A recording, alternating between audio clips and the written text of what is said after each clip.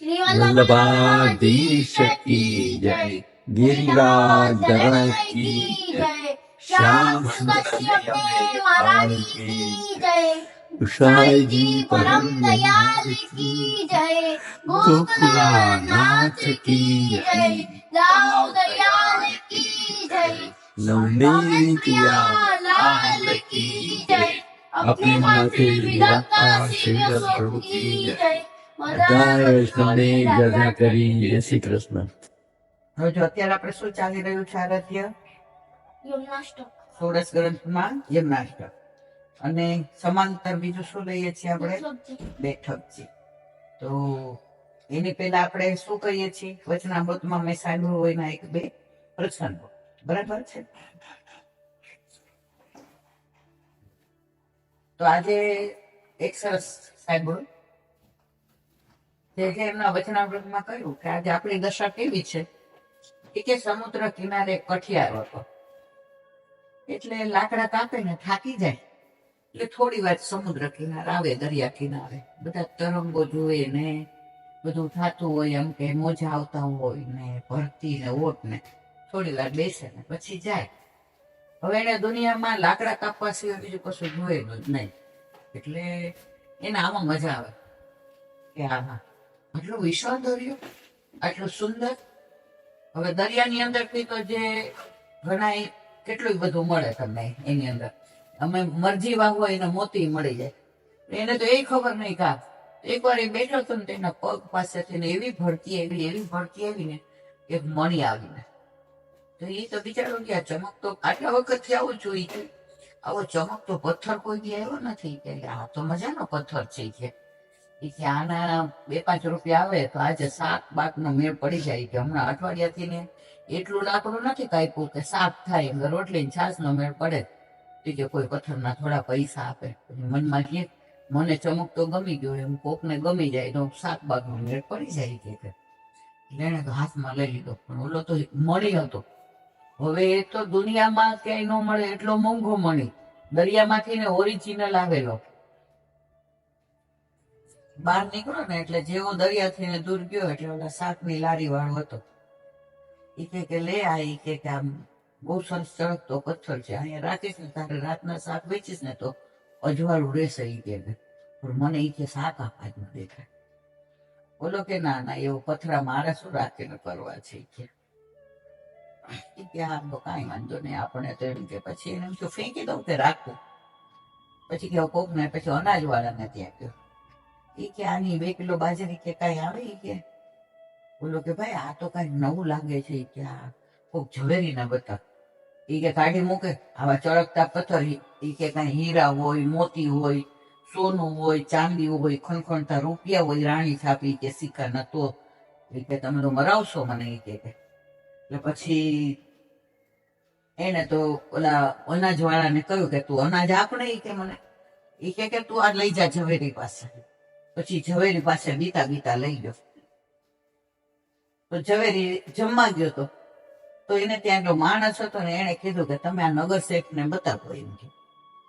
તો નગર શેઠ પાસે જઈને બતાવ્યો, એ કે આ તો આખી દુનિયા ખરીદી જાય એટલો મોંઘો મણી છે કે દુનિયામાં કોઈની જોડે નહીં હોય કે એટલો મોંઘો મણી છે કે આને ડૂબાનાની કિંમત નથી ખબર કે. એટલે પછી કે ચલ આ મણીની કિંમત તને હું આપું. એ કે જો મારે 108 ઓરડા છે, રૂમ, ઓરડા એટલે રૂમ, 108 રૂમ્સ ઇન માય બંગલાસ. હવે એમાં એકમાં હીરા ભર્યા છે, એકમાં મોતી, એકમાં માણેક, એકમાં કરોડ, એકમાં સોના, એક ચાંદી, એકમાં મોતી, એકમાં ઘઉં, એકમાં ચોખા, એકમાં બાજરી, બધું એને વર્ણન કર્યું.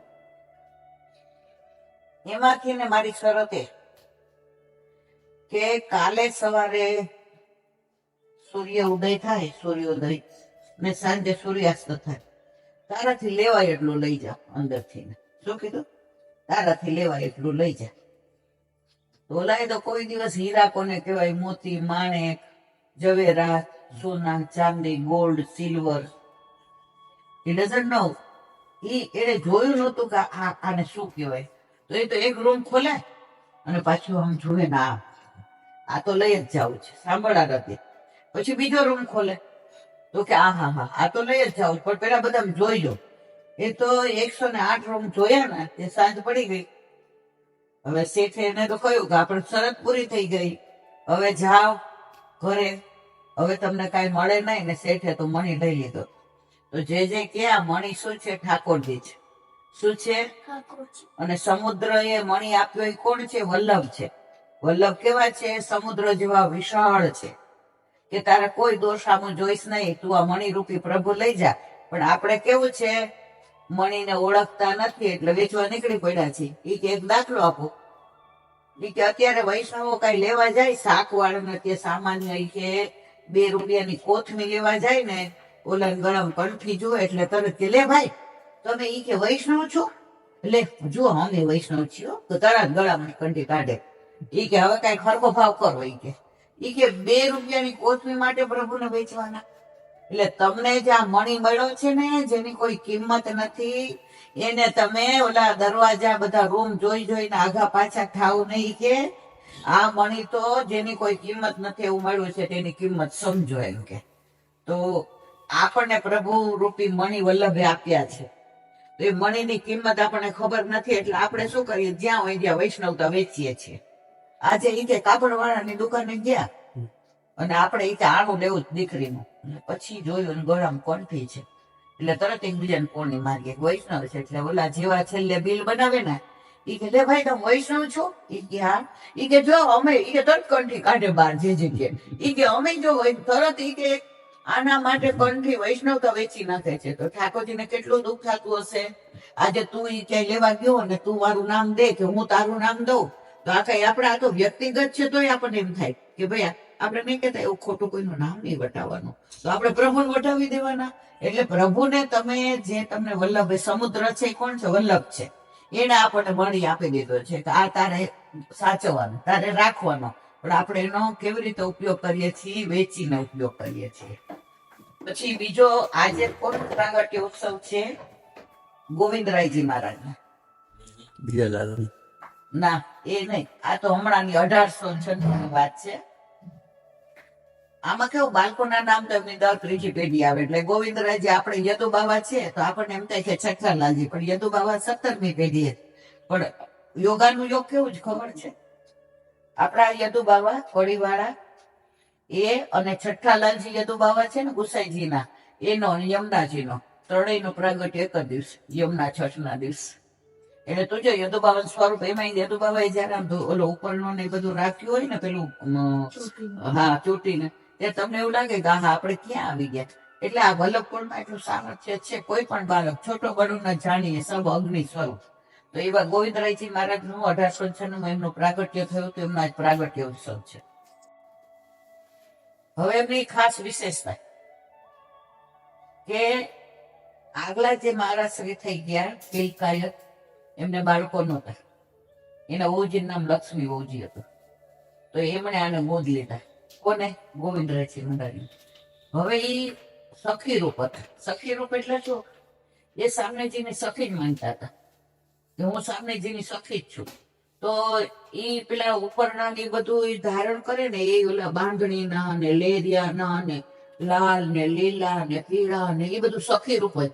હાથમાં પેલા કંકણ, કાનમાં કુંડળ, પછી આ ગળાની અંદર જુદી જુદી માળાજી ધારણ કરે કે હું સામનેજીની સખી જ છું એમ કે. અને સેવા એવી જ રીતે કરે કે જાણે સામે. અને ઠાકોરજી એને એવી જ રીતે શ્રીજી બાવા જે અત્યારે નાદવારા છે ને એના તિલકા એને ગોદે લીધા. તો શ્રીજી બાવા એવું જ જતા કે જાણે ગોવિંદરાયજી મહારાજ એ સામનેજીની સખી છે. હવે એમને ગોદે લીધા પછી પોતાનું સર્વસ્વ સમર્પણ કરી દીધું કે જે એમને ગોદે લીધા જે આવ્યું હતું એ બધું પ્રભુને શરણે, મારું કાંઈ નહીં. અને એને ઠાકોરજી એટલા વાલા શ્રીજી બાબા તો એટલા મનોરથ કરે, રોજ નવો મનોરથ હોય. દુલરે જે તિલકાયત હતા ને એમના ગોદ લીધેલા પુત્ર લક્ષ્મીજી ઉજીએ લીધા હતા. હવે એક સમય એવો આવ્યો કે 7 લાખની હુંડી બોમ્બે થી આવતી હતી. દેવ ડિપોઝિટ. હવે દેવું એટલું વધી ગયું, હુંડી બંધ થઈ ગઈ. કારણ કે દેવું વધ્યું એટલે હુંડી બંધ. હવે કૃષ્ણ ભંડારમાં જે ભંડારી હતા એને આવીને જેને બહાર બોલાવ્યા કે પધારો મારા વાલા, મારે એક વિનંતી કરવાની. આપ મનોરથ ને બધું કરવાનું કહો છો, પણ હવે અહીંયા નીલ છે, કશું છે જ નહીં. તો આ તો ઠાકોરજીને સાક્ષાત માનતા હતા, કઈ તુરંત મૂર્તિ અને માનવાના જ ન હોય. અત્યારે આપણે જઈએ છીએ તો સાક્ષાત જ છે પ્રભુ. સ્વરૂપ કેટલું વિશાળ છે, ઊંચું. તો એમણે ભંડારીને બોલાવ્યા. એ કે હિસાબ બધો ઠાકોરજીને જણાવી દીધો. કેટલું બધી સાક્ષાતના મનમાં સ્વરૂપ આસક્તિ કે એ કે હિસાબ બધો તોલાય તો જમા ને ઉધાર ને આટલા આવ્યા ને ચરણ ભેટ ને આ મનોરથ માટલા ને પછી કે ઝીરો બેલેન્સ. એ કે હાલો હવે એ ચાલે છે બધું, કાલથી નવી મનોરથ તો નહીં થાય, પણ આ એમ કે હવે બીજે દિવસે મનમાં આખી રાત ઊંઘ નો આવી. કે કાલે હારું પણ એ કે મારા પ્રભુની વ્યવસ્થા તો એ કરશે જ. કેટલો દ્રઢ વિશ્વાસ.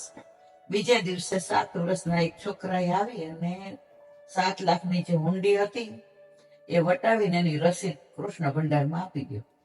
ઓલો ભંડારી હજી તો કે ભાઈ પ્રસાદ લઈ જા, ક્યાંથી આવ્યો? ઓલો ભંડારી બધું અંદર મૂકવા ગયો ત્યાં એટલે શ્રીજી બાવા જેવા. તો પછી ભંડારીએ કીધું કે જે ચિંતા ન કરતા, તમારે જેટલા મનોરથ કરવો હોય એટલા કરો. 7 લાખ એ 300 વર્ષ પહેલા 7 લાખ એટલે કેટલા હશે? અત્યારના જો તમને 7 લાખ આટલા લાગતા હોય તો ત્યારે કેટલા હશે? શ્રીજી બાવા આપે. અને એને એના માટે જે પોતાના માટે જોતું નતું તિલકાયતને એવા રાજી થઈ ગયા, એવા પણ રડી પડ્યા શ્રીજી બાવાની પાસે બેસીને ચરણમાં. કે હું તો 100 કરવા વાળી તમારી દાસી છું મારા વાલા. 100 કરવા વાળી દાસીએ ખાલી તમને હિસાબ બતાવ્યો, એમાં તમે આટલી કૃપા કરી કે આજે વાળવા વાળી હોય કોઈ કે એને તમે આટલું બધું આપી દીધું. કે પછી તો લાલબાગમાં નવનીત પ્રિયાજીને લઈ ગયા અને સાચા માણેકની લર બનાવી, જે ભારે અને શ્રીજી બાવાને ધરાવી અને નવનીત પ્રિયાજીના ને શ્રીજી બાવાના એટલા બધા મનોરથ કર્યા. અને ત્યાર પછી કોઈ દિવસ એમને દ્રવ્ય ખોટ્યું જ નહીં, કારણ કે એને ક્યાં પોતાના માટે કરવું હતું. પછી જે એક વાક્ય બહુ સરસ કીધું. એ કે અમારે પોરબંદરમાં રમેશભાઈ નું પેલું છે સાંદીપની આશ્રમ પાઠશાળા, તો ત્યાં સંતો બહુ મળે અને બધા મારા પર બહુ પ્રેમ. કે બહુ સંતો ભેગા થાય કે રમેશભાઈ કે બાબા પધારજો ને બહુ આનંદ આવે છે કે આપણે બધા હારે ચડ. અને ત્યારે અમારી મિત્રતા હોય, ત્યારે અમે સંત ને જ્ઞાની ને ના હોય બાબા કે, તો બધા આનંદ કિલ્લો કરતા હોઈએ. તો એક દિવસ ચર્ચા નીકળી કે તિરુપતિજીમાં આટલી બધી આવક, મહાલક્ષ્મીજી મંદિરમાં આટલી બધી આવક, બધા મંદિરોમાં આટલી આવક, આટલી ફિક્સ કરે ને ત્યાં આટલું બધું એમ કે દ્રવ્ય આવે છે. બધા માણસ સામે પછી કે આપણે કઈક તો કેવું પડે ને આપણા શ્રીજી બાબા કે આવકની વાત આવે, આપણા શ્રીજી બાબા કોઈ ફિક્સ તો છે જ નહીં. કે મેં તો એક જ વાક્ય કીધું હતા, રમેશભાઈ બેઠા હતા. એ કે તમારા ઠાકોરજી, તમારા ભગવાન, તમારા માતાજી બધા આટલું બધું કમાય, પણ આમાં શ્રીજી બાબા ઉડાડે વાપરે ને એટલું કોઈ વાપરે નહીં. એટલે અમારા હિસાબે અમે રાખતા નથી. અમારે એટલું આવે ને કે અમારા શ્રીજી બાબા એક જ કામ કરે, કયા મનોરથ કરવા અને શું કરવું. એટલે તમે જો પુષ્ટિ માર્ગમાં જેવા મનોરથ થાય તમે કઈ સાંભળાય નહીં હોય, જોયા નહીં હોય. અને આપણું પ્રગટ પ્રમાણ છે, ભાગવત પ્રમાણ છે. આપણે કોઈ જાતે મન થાય ને આજે અનુકૂળ છે ને એ આપણે લખેલું જ છે ભાગવતમાં કે ઇન્દ્ર યાગ બંધ કરીને કરાયો. હિંડોળા લીલા તો ત્યાં લખ્યું છે કે બ્રહ્માજીને ત્યાં હિંડોળા લીલા થાય છે. અને ભાગવતમાં બધાનું પ્રમાણ છે. આપણે કોઈ વસ્તુ પ્રમાણ વિનાની વલ્લભે આપી જ નથી. એ કે આમાં શ્રીજી બા ઉડાડવામાં કે વાપરવામાં કે બધા તાલીઓ પાડવા માંડ્યા. બા જે રીતે આપણે હોય ને કે અગર આપણે માતાજીને જોઈએ તો એમના ખાલી 9 દિવસ નવરાત્રી. હવે ખાલી ઠાકોરજીનો જન્મ માટે બધાએ જન્માષ્ટમી આપી, બાકી આપણે તો હરેક દિવસ ઉત્સવ અને ઉત્સવ જ હોય. આપણા તો જોવા જઈએ તો હરેક દિવસમાં કંઈક નવું. એના લીધે આપણે કેવો સવારે ઉઠીએ તો કેવો ઉત્સાહ રહીએ. આજે હવે આપણે વસ્ત્રો કેસરી ધારણ કરાવવાનો હોય છે એવું પુસ્તકમાં જોઈએ. શું કામ? આજે ગોવિંદરાયજી મહારાજનો પ્રાગટ્ય ઉત્સવ છે. હવે કાલે પૂનમ, કાર્તિકી પૂનમ એટલે મુગટ. આમ શિયાળામાં મુગટ ના આવે. શું કામ? શિયાળામાં રાસલીલા ન હોય. એના ગુડ કારણો છે, પછી કોક વાર રાત્રે બહુ ઠંડી હોય. હા, ઠાકોરજી રાસ કરવામાં પછી ફાવે ના, શ્રમ પડે ને એટલે. તો કાલે મુગટ આવશે અને જરીના વસ્ત્રો આવે સફેદ, કારણ કે ચાંદની હોય તો આપણી અંદર છે ને બધું પ્રમાણ અને ગ્રંથ સહિત આજે વલ્લભે ભાગવતજી 4 ગ્રંથને પ્રમાણ માનીને બધું આપ્યું છે. જયારે કનકાભિષેક થયો વિદ્યાનગરની અંદર કે કૃષ્ણદેવરાયજીને ત્યાં, તો ત્યાં બધા શાસ્ત્રાર્થ કરતા હતા. તો બધા 3 જ પ્રમાણ માન્યો, ગીતા, ઉપનિષદ અને બ્રહ્મસૂત્ર. વલ્લભ પધાર્યા એટલે બધા ઓહો આ તો વૈષ્ણવાચાર્ય. વલ્લભની ઉંમર કેટલી હોય? 11 વર્ષની. પણ સ્વરૂપ કેવું? બધા ઉભા થઈ ગયા. ઓલા રાજાએ પોતાનું મુગટ મૂકી દીધું ત્યાં એમના ચરણ. કેટલા વર્ષ હતા? હે, કેટલા 11 years old. તારા જેવા તારા જેવા. મારા કરતા બી થોડા 1 વર્ષ નાના. હા, તો પધાર્યા ત્યારે વલ્લભે સ્પષ્ટ કર્યું કે તમે લોકો પ્રમાણ ત્રયમાં માનો છો, હું પ્રમાણ ચતુષ્ટયમાં માનીશ. તમને મંજૂર હોય તો શાસ્ત્ર કરીએ, નહીં આપણે પૂરું કરી દઈએ, મારે નથી કરવું. બધા કે તમે કયું ચોથું? તો કે તમે ગીતા, ઉપનિષદ, બ્રહ્મસૂત્ર અને 3માં હું ભાગવતને ચોથું. બધા રાજી થઈ ના પાડી. ત્યારનું પ્રમાણ ચતુષ્ટય ચાલે છે. અને ભાગવતનું આટલું બધું કોઈએ પેલું કર્યું હોય ને તો આપણા વલ્લભે, કે ભાગવતની અંદર ઠાકોરજીની 10 વિધ લીલાઓ છે. એમાં પછી પરશુરામનો અવતાર હોય, નરસિંહ મહેતાનો હોય, વામન ભગવાનનો હોય, રામ અવતાર હોય, આ બધાની લીલા. પણ છેવટે કોણ છે? બધું ઠાકોરજી જ છે. નૃસિંહ. તો એ બધું ઠાકોરજી જ છે. હવે ભાગવત વાંચીએ ને ત્યારે આપણને એમ થાય કે ઓહો આ પ્રમાણ વિના બાકી બધું ખોટું એમ.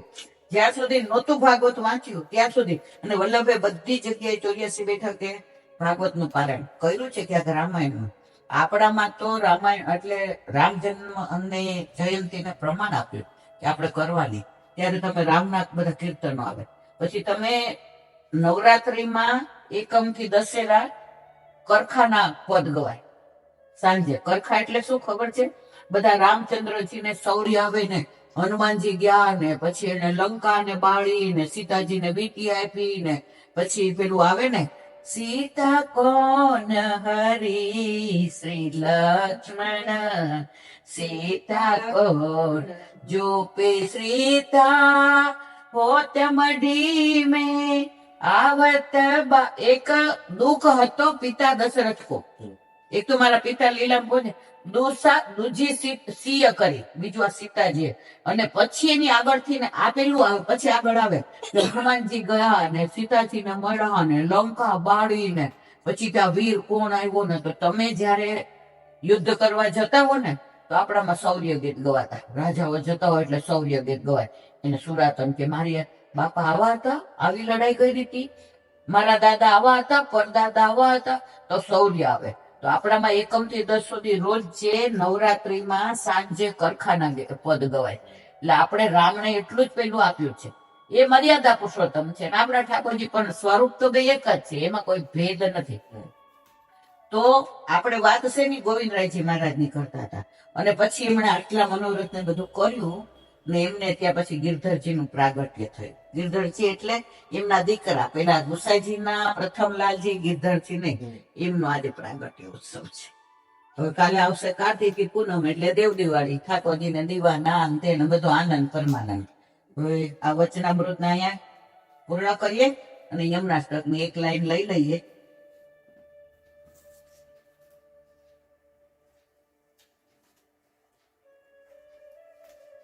यया चरण पद्मजा मुररिपो प्रियं पावुका समागमन तो अगत सकल सिद्धिदासीवता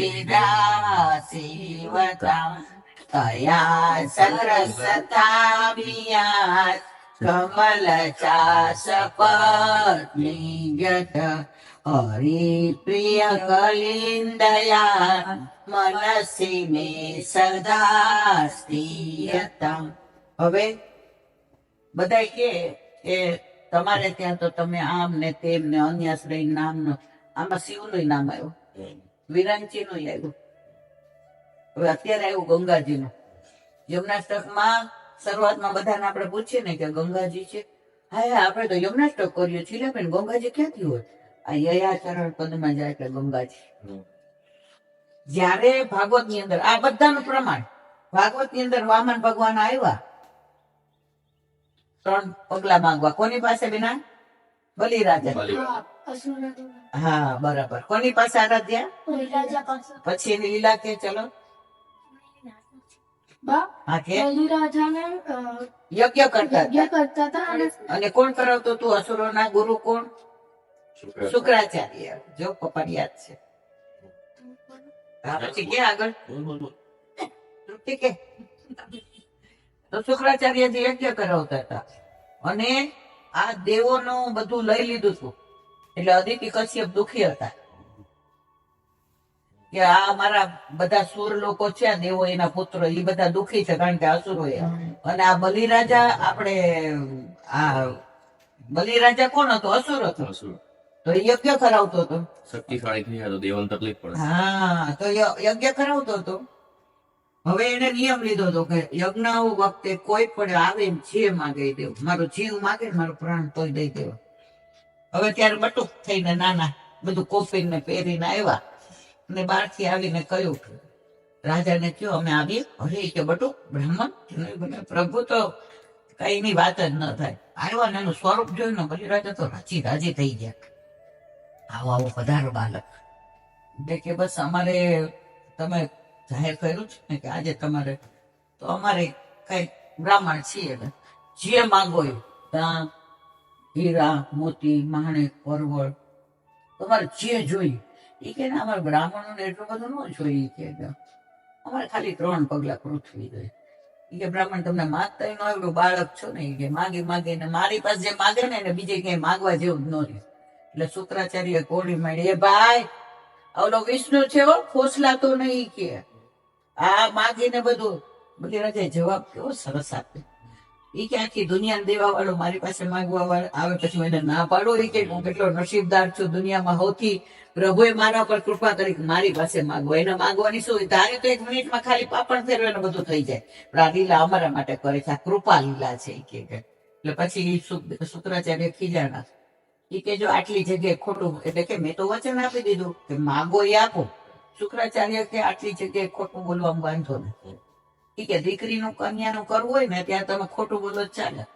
તમારી દીકરી તો આટલી હોશિયાર છે, રસોઈ બધી આવડે છે, રસોડામાં કોઈ દી ગઈ જ ન હોય કે પછી પત્ની પાસે ખોટું બોલાય, કાંઈ થતું હોય ઝઘડો થતો હોય તો એ કે આ પછી કે તમારે ગાયને બચાવવી હોય અને ઓલો શિકારી આવતો હોય અને પછી ગાય આ બાજુ ગઈ હોય ને તમને પૂછે કઈ બાજુ, તમે ઊંધી બાજુ કે ખોટું, આવા બધા કારણો, આ બધું ભાગવતમાં જ છે.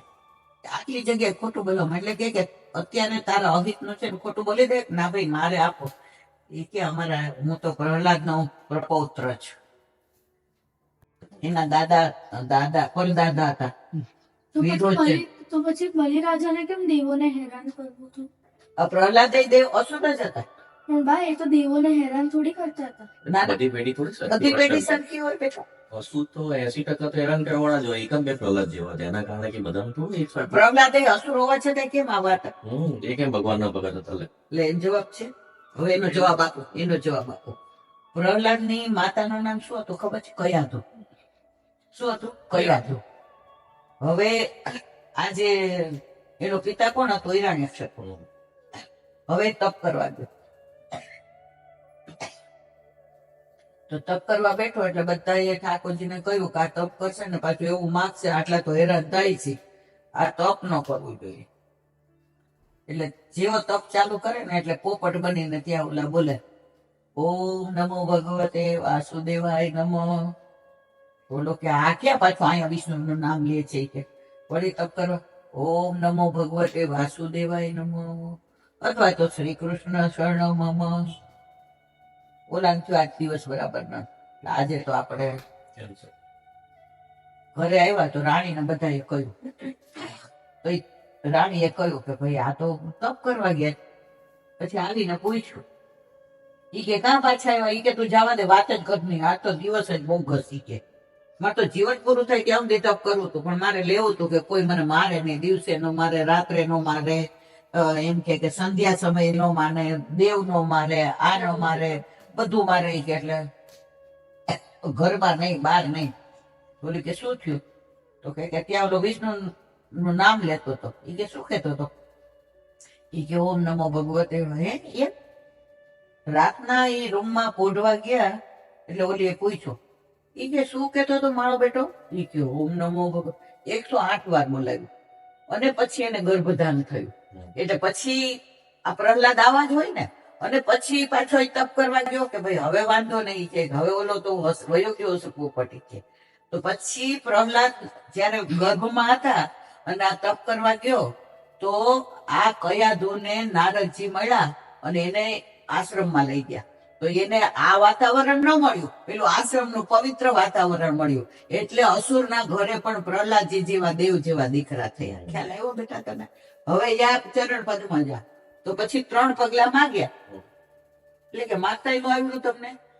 પ્રભુ કે બસ આટલું તો બહુ થઈ ગયું છે. અમારે બ્રાહ્મણ ને અમારે જીવા જેવો હોય કે અમને કે થોડામાં અમે રાજી થઈ જાય કે અમે કોઈને બહુ આપીએ નહીં અને કોઈનું બહુ લઈએ નહીં કે માગો. એ કે શુક્રાચાર્ય કે સંકલ્પ આને કરાવો નથી. એટલે ઠાકોરજી કે પેલા તું સંકલ્પ કર, ફરી જાય તોય છે. એ કે વિશ્વાસ રાખો. એ કે ના. તો શુક્રાચાર્યજી ખીજાણા, આનું કઈ કરવું પડશે. એટલે આ પાછું ભાગવતમાં નથી, બીજા ગ્રંથમાં છે કે ઓલી જે સંકલ્પ કરવાનો આપડા છે ને હાથાસા કરવાનો કુંજો. હા, તો એની જે ઓલી નાળચું હોય ને એમાં શુક્રાચાર્ય બેહી ગયા કે પાણી બહાર આવે સંકલ્પ થાય ને, પાણી જગ જ બહાર નથી આવવા દેવું. ઠાકોરજી કે ઓહો આ તો એની જાતને હું સમજે છે કે. એટલે એક સળી પડી હતી ને સરળ્યો તો નાળચામ નાખ્યો, એક ખોટી ગઈ. એટલે શુક્રાચાર્યજી એક કઈ ખૂટેલી જ છે. આપણે ચિત્રજીમાં જોઈએ તો શુક્રાચાર્યજી રોમો કરતા બહાર આવી ગયા, સંકલ્પ કર્યો. એટલે કે હવે માગો બટુકજી. ઠાકોરજી વિરાટ સ્વરૂપ ધારણ કર્યું ને એક પગલામાં પૃથ્વી ને આકાશ. એ કે ભાઈ હવે ત્રીજું કે તો આપણે પછી આમ આભાર થઈ જાય. મૂકો માર માથે. આપણે ઘણી વાર નહીં કે તું સગુન આવે દે, પણ હવે ક્યાં મૂકું? ક્યાં લે મૂક ને મારું માથે. ગુસ્સો આવે, ઓલો ખીજાડો, બધું લઈ લીધું, હવે મારી પાસે તો મૂકો મારા માથે. તો ત્યાં માથે ચરણ ધર્યું. ચરણ એટલું મોટું કે બ્રહ્માજી વૈકુંઠમાં બિરાજતા હતા અને હાથમાં ઝાડીજી હતા. તો ચરણ જોયું એટલે કે આ હાથ તો પાવન થઈ ગયા. આજે પ્રભુનું ચરણ. હવે આંખ પ્રક્ષાલન કરે તો એ પ્રક્ષાલન કર્યું પ્રભુનું ચરણાને. કોને? બ્રહ્માજીએ. અને અહીંયા ભગીરથે ને એને તપ કર્યું હતું. પેલા સગરના પુત્રોને મારી નાખ્યા હતા અને કહ્યું હતું કે ગંગાજીનું અવતરણ થાય તો આમનો ઉદ્ધાર થાય. તો પછી ત્યારે કહ્યું કે ભાઈ ગંગાજી કે હું આવું તો ખરી, પણ મને ઝીલે કો. તો શંકર સિવાય કોનું સામર્થ્ય ગંગાજીના પ્રવાહને ઝીલી શકે? શંકર કે આપણે જટામાં ઝીલશું. હવે જટામાં શું કામ? એ કે ગંગાજી મને સ્પર્શ કરે તો હું પરપુરુષ છું. પવિત્ર ગંગાજીને ખાલી જટામાં ઝીલા, ક્યાંય સ્પર્શ નથી કર્યો ગંગાજીએ. અને પછી ત્યાં જાનુ ઋષિ હતા ને તપ કરતા હતા. એના અવાજ ખડખડ ગયો ને પી ગયા આખા ગંગાજી. એટલે કરો અવાજી કે પછી ઓલા વિનંતી કરી કે આવી રીતે આટલા વર્ષોથી અમે પેઢીથી તપ કરીએ ને સગર પુત્રોને, પછી અમારે પાછા બહાર. એટલે એના પરથી ગંગાજીનું બીજું નામ જાનવી પડ્યું. જાનુ ઋષિએ પેલા પી ગયા ને અને એને પાછા ગંગાજીને બહાર પ્રગટ કર્યા તો સ્ત્રી હતા એટલે જાનુ ઋષિ પરથી નામ પડ્યું જાનવી. ભગીરથ રાજાએ તપ કર્યું ને એના પરથી નામ પડ્યું ભાગીરથી. આવી બધી ઘણી લીલાઓ ભાગવત ને તમે વાંચો ને પછી તમને એમ થાય દુનિયા બીજો કોઈ ગ્રંથ હવે અંદર અદભુત લીલાઓ બધી. આ મને તો પોઈન્ટ એટલે કોઈ યાદ નથી, પણ અંદરનો જે આનંદ થઈ જાય. તો એ જે પ્રક્ષાલન કર્યું અને જે એ ધોધ પડ્યો અને શંકરે ઝીલો તો યયા ચરણ પદ્મજા. કોનું? યયા ઠાકોરજીનું ચરણ પદ્મજા. એટલે ચરણ કમળ માંથી જેનો જન્મ છે તે કોણ? ગંગાજી. એટલે આપણામાં ગંગા દશેરા આવે. ગંગા દશેરા આપણે ગંગાજીને કીર્તન કરીએ છીએ. કારણ કે આપણામાં શું કામ? કે ગંગાજી ઠાકોરજીના ચરણારવિંદ માંથી પ્રગટ. હવે ગંગાજી તો આવ્યા, હવે બધા પાપ ધોવા.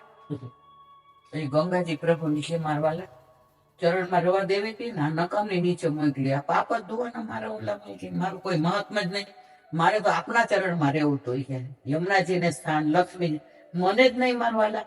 એ કે જે કેવું યમુનાજીને કહેવાનું. તો યમુનાજી ગંગાજીમાં ભળ્યા. એને કહેવાય પ્રયાગ, ત્રિવેણી સંગમ. પ્રયાગ ત્રિવેણી સંગમ. તો ત્યાર પછી ગંગાજી પુષ્ટિમાં વયા. પછી પુષ્ટિમાં એનું સ્થાન આપ્યું અને આપણે ગંગા દશેરાનો નામનો મનોરથ કરીએ છીએ અને એ દિવસે ગંગાજીના કીર્તન ગવાય આપણામાં. એટલે એક એક લીલાને જો મહત્વ પાછું ભાગવતનું પ્રમાણ, વલ્લભે કોઈ વસ્તુ પ્રમાણ વિના આપણને આપી જ નથી. અમે લોકો ત્યાં ગયા હતા પ્રયાગ ઉપર ત્રિવેણી સંગમ. આકાશ આજની તારીખમાં સ્ટીલ ટુડે આરાધ્ય. આ બાજુ તમે ગંગાજીનું જળ જુઓ ને, તમારી નાવ ત્યાં વચ્ચે ઉભા રહે તો એકદમ સફેદ દૂધ જેવું, તમને કાચ જેવું. આ બાજુ યમુનાજીનું જુઓ શ્યામ. શ્યામ અને એની પાછી પ્રમાણિકતા ક્યાં કે યમુનાજીમાં જે માછલા હોય ને એ તરતા તરતા ભૂલમાં ત્યાં જાય ને દોડતા બાજુ આવી જાય, ત્યાં રહે જ નહીં. કારણ કે યમુનાજી છોડીને કોઈને ગંગાજી જવું ગમતું નથી. એટલે યયાચરણ પદ્મજા મુરરીપો પ્રિયમ ભાવુક. આનો અર્થ તો હવે કાલે, કારણ કે આનું તો એટલું સરસ વિવરણ હોય છે. એટલે આનું બાકીનું આવતીકાલે. બોલો શ્યામ સુંદર શ્યામ ને મહારાણી કી જય. હવે શું આરાધ્ય? બેઠક બેઠકજી. હવે જો અત્યારે સાઉથ ના બેઠક ક્રમ પ્રમાણ નથી લેતા, જેટલા યાદ આવે એ રીતે. હવે કાલે આપણે કયું કર્યું હતું તૃપ્તિ? તોતાજી પર્વત અખતમાં. બરાબર. હવે આજે પદ્મનાભ, જે આખા દુનિયામાં જેને કહેવાય છે કે એના ગર્ભની અંદર કેટલું બધું છે, કોઈ વિષ્ણુ ભગવાનનું મંદિર, પદ્મનાભનું મંદિર. પદ્મનાભ મંદિર. તો વલ્લભ તોતાદ્રી પર્વત થી 18.5 કિલોમીટર દૂર આ પદ્મનાભજી નું મંદિર છે. ત્યાં પધાર્યા. ત્યાંથી આપણે બેઠક. આહ, શું વાત. ગુપ્ત રીતે બિરાજે છે, પણ બધા જારીજીની ભરે છે. અત્યારે બાવાને બધા પ્રયત્ન કરી રહ્યા છે કે પ્રગટ થાય. અને વલ્લભને પ્રગટ થવું હોય ને ત્યારે તમને એ સ્વપ્ન દ્વારા કેવી રીતે પ્રમાણ આપી દે છે એમના વલ્લભ. અને ત્યાં જારીજી બધું તમને મળે છે 500 વર્ષ પહેલાનું. ખોદો એટલે તમે વડનગરમાં જાઓ ને ત્યાં સ્વપ્ન આવ્યું હતું અને ખોઈદું તો જારીજીને 500 વર્ષ પહેલાનું છે ને એ કાચમાં રાખેલું છે, પેલા પુરાતન વિભાગ. એટલે આપણને દર્શન, એટલે કોઈ એમના વસ્તુ કે અહીંયા બેઠક કરી દે એવું નથી કરતા, બધું પ્રમાણ સહિતનું જ છે. તો એ પદ્મનાભજી નું તમે મંદિર જુઓ ને, ત્યાં તમારે નાઈ ધોઈને ધોતી પહેરીને જ જવાય, સ્ત્રીઓએ સાડી પહેરીને. અને ત્યાં 3 દરવાજેથી દર્શન થાય. એક દરવાજેથી ના થાય. પહેલા દરવાજે મુખારવિંદ ના થાય, બીજા દરવાજે ઉદર ના થાય, અને ત્રીજા દરવાજે ચરણ ના થાય. બહુ મોટી મૂર્તિ. બહુ અને સ્વરૂપ જુઓ તમે. અમે તો વલ્લભની શેષસૈયા ઉપર ગોઠેલા છે, અને શેષસૈયા ઉપર પછી તમને બ્રહ્માજીના દર્શન થાય. એવા જ દર્શન તમને વ્રજમાં જાઓ ને તો શેષશાહી છે, તમને ત્યાં એ જ દર્શન થાય. બધું આપણા વ્રજમાં બધું જ છે પાછું. તો ત્યાં તમે આ દર્શન કરો તો તમારે ધોતી જ પહેરીને, તમારે પછી ન લઈ ગયા હોય ને પેન્ટ પહેરે તો બહાર તમને ધોતી મળે 80-100 રૂપિયાની. તમારે વીટીને જવાનું, સીધી ધોતી પહેરો. સીધી પહેરા. આપડી નો ચાલે. ઈ ત્યાંનું બધું આમ એટલે અદભુત. અમે સાઉથમાં પાછા હરિબાબા ભેગા ગયા હતા, એટલે જે આનંદ પરમાનંદ કહેવાય જ્યાં હોય ત્યાં હાલો. હવે એ દર્શન કરવાના. તો પછી ત્યાં વલ્લભ પધાર્યા. પદ્મનાભ પ્રભુ તો એટલા રાજી થઈ ગયા. પછી રાતના વલ્લભ પાસે આવ્યા. એ કે આપે કેમ શ્રમ લીધો આટલું બધું? આજે તમે દેવી જીવને શોધવા માટે તો ઉઘાડા ચરણે પરિક્રમા કરો છો. કાંટા કાંકરા ઝાખરા, શિયાળો ઉનાળો ચોમાસું તમે કશું જોતા, પણ અમને મળવા માટે અમે આપને નથી. તો કે અહીંયા આવ્યો હો ને આપને મળ્યા વિના જાવ તો કે વલ્લભ આપણે બે હાથે સાથે આરોગ્ય. ને વલ્લભે પછી ત્યાં આનંદ નામના મુખિયાજી હતા ને એને દ્રવ્ય આપ્યું. એ કે તમે ભોગ બનાવો અને હું ને અને પછી બે એકબીજાની હારે આરોગ્ય. આ બધું પ્રમાણ છો, ક્યાંય આમાં પુસ્તકની કે ગ્રંથની બહારનું નથી. અને વલ્લભે જે હોય ને એ જ કીધું છે, એના સિવાય કશું કહ્યું નથી. પછી પદ્મનાભજી તો રાજી થઈ ગયા. પછી રાતના દામોદરદાસ અરસનીએ કહ્યું કે આ પદ્મનાભ કેમ નામ પડ્યું, મરવાલા સમજાવો ને. વલ્લભે તો કેટલું વિશ્લેષણ કરીને સમજાવ્યું હોય કે ક્યાંથી. પણ આપણે તો આપણા જીવનું જેટલું સામર્થ્ય હોય એટલું આપણે અંદર એટલું જ કે પદ્મ એટલે કમળ. એમના નાભીમાંથી ને કોણ પ્રગટ થયા? બ્રહ્માજી ત્યાં છે. તો બ્રહ્માજી નું પ્રાગટ્ય ક્યાં થયું? નાભીમાંથી ને. એટલે પદ્મ નાભ, નાભ આવ્યું ને એટલે તમે જો દરેક જીવનું પ્રાગટ્ય તમે તમારી નાળ ત્યારે જ છૂટે. બાળક પદ્મનાભ દાસ કરીને હા એમના છે. હા એમના ઉપર કયા સ્વરૂપ બિરાજતું હતું? એમને કયું પધરાવી દીધું હતું? મથુરાનાથજી. અને એ સાવ નિષ્કંચન થઈ ગયા તો એમને શું છોલા આરોગ્ય ખ્યાલ આવ્યો? પદ્મનાભજીના છોલા આવી ગયા હતા. અને પછી એક હતું તો કે એમાં વચ્ચે કંઈક મોકલાવતા. હા એમાં જ હતું. હા એમાં જ બરાબર. એનામાં જ હતું. પછી જાપેજી કરીને જતા રહ્યા. હા એ કે મારે આવું ગુરુ દ્રવ્ય લેવાય. ના. આપણે ઘરે ઠાકોરજી બિરાજતા હોય ને કોઈનું કશું ન લેવાય. ના હોય તો ગદાધરદાસ છે ને એ વલ્લભના સેવક હતા. હવે એ તો બ્રાહ્મણ હતા તો યજમાનો દઈ જાય તો ઠાકોરજી. એક દિવસ એવું બન્યું, આ તો પદ્મનામદાસની વાત અધૂરી છે, આ તો આને આરાધ્ય કાઢી. એક દિવસ બન્યું કોઈ યજમાન જ ન આવ્યો, કશું આવ્યો તો બધા ભોગમાં જળ.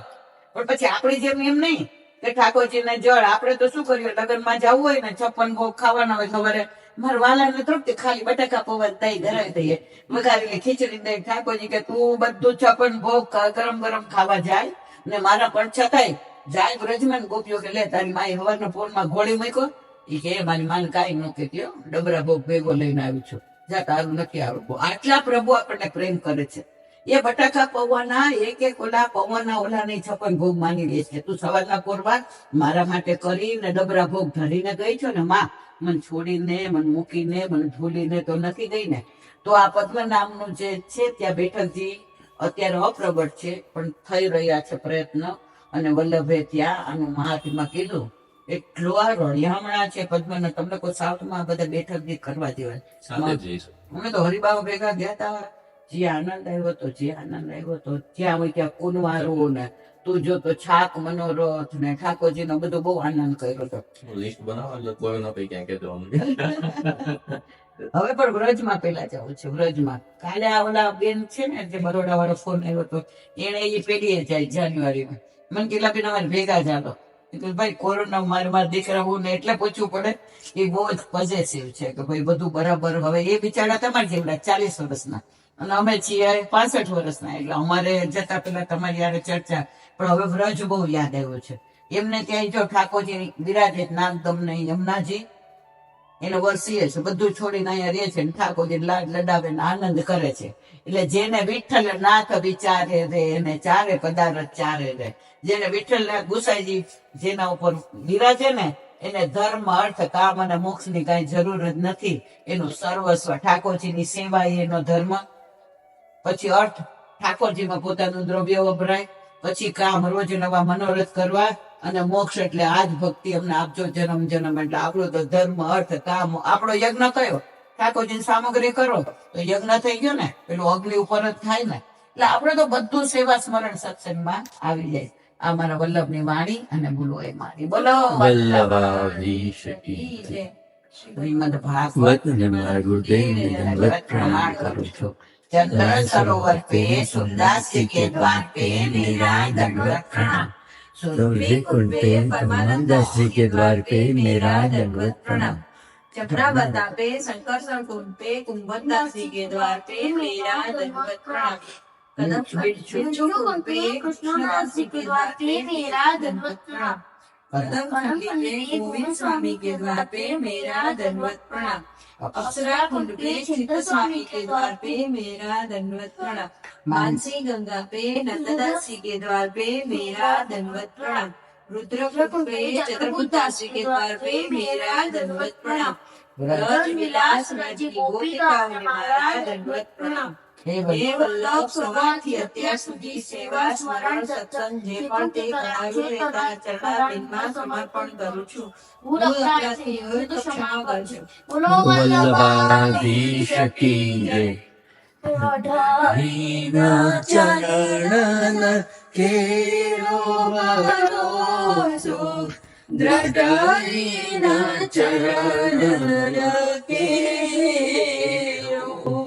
શ્રી વલ્લભનાથ ચંદ્ર જટામીરા સબ જુગમાં જ અંધેરો ભરોસો, દ્રઢાઈના ચરણ કેરો.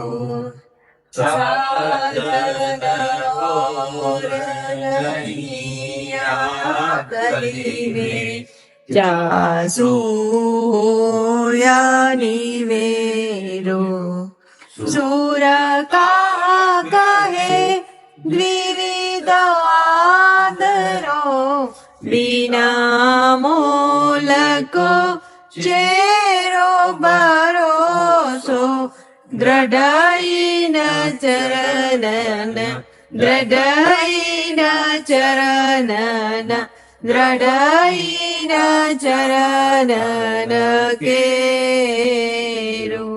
શ્રી વલ્લભાધીશ કી જય. બધાય વૈષ્ણવને જાજા કરીને જય શ્રી કૃષ્ણ.